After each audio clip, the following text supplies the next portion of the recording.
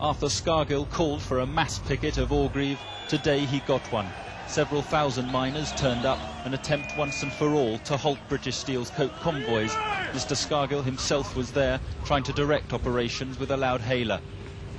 But so too were the police, in numbers rarely seen, even in this dispute.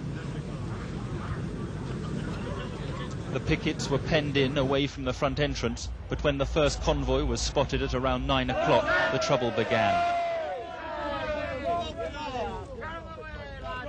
The pickets surged and running fights broke out.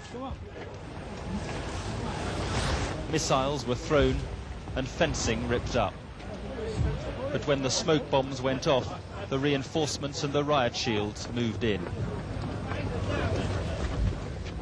And all the while, the lorries, 35 of them, swept in procession into the plant.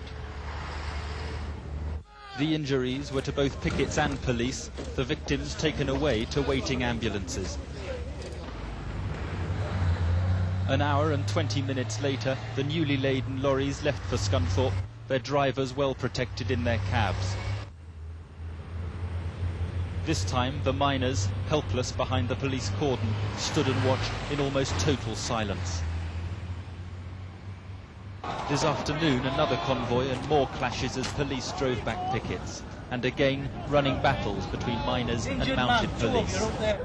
There were more injuries. Ambulance men wore special headgear as they led casualties away from the scene. There are clearly two conflicting views of who is to blame for the trouble.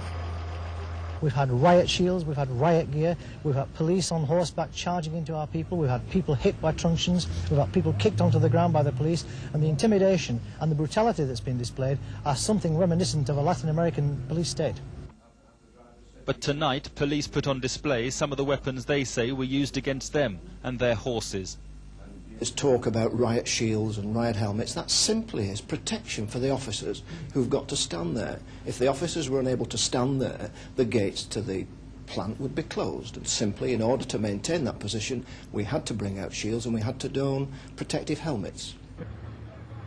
One thing, though, is certain. The lorries did get through, and with the drivers saying they'll continue the coke runs, further confrontations appear inevitable.